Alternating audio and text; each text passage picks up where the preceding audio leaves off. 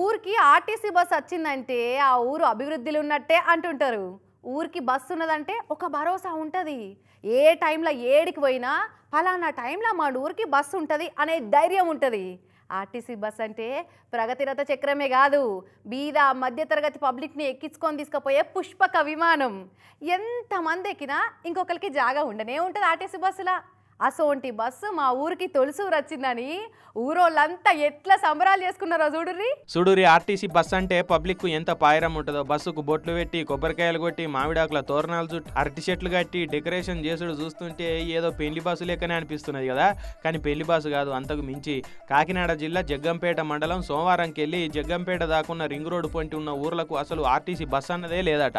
ఎప్పుడైనా ఆటోలు ఎక్కిపోయేటోళ్ళట. ఇక బస్సు కోసం ఏండ్ల సంధి దండలాడుతున్నా కళ నెరవేరలేదట.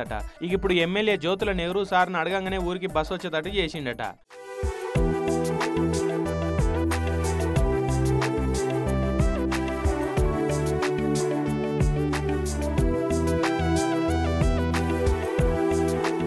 సోమవారంకి వెళ్ళి తొలిసూరి ఆర్టీసీ బస్సు చాలా అవుతుందని ఊరోళ్ళంతా మస్తు సంబరపడకుండా పూలు జల్లి బస్సును ఎదుర్కొన్నారు. ఇట్లా ఇక ఊరు చేరంగానే బస్సును గడిగి బొట్లు పెట్టి పెళ్లి పిల్లగాని తీర్లనే ముస్తాబు చేసిరు. కొబ్బరికాయలు కొట్టి మంగళారతులు పట్టిరు. ఇక బడికి కాలేజీలో పోయే పిల్లగాళ్ళు అయితే చెప్పలేనంత ఖుషి అయిపోయారు అనుకో రాదురి. బీద మధ్యతరగతులకు పల్లె వెలుగు బస్సు విమానం లెక్క కాబట్టి ఫస్ట్ టైం విమానం ఎక్కినంత సంతోషపడ్డారు.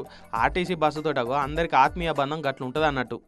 ఆర్టీసీ అంటే లాభ నష్టాలతో బేరీజ్ కాదు, సామాన్యుడికి అందుబాటులో ఉంటారు. మళ్ళీ ఈ రోజు తెలుగుదేశం ప్రభుత్వం వచ్చిన తర్వాత ఈ బస్సుని ఏలేశ్వరం నుంచి మొదలుకొని ఇలా వయా నరేంద్రపట్నం మీదుగా మరి జగ్గంపేట కాకినాడ వరకు తిరగడం జరుగుతుంది.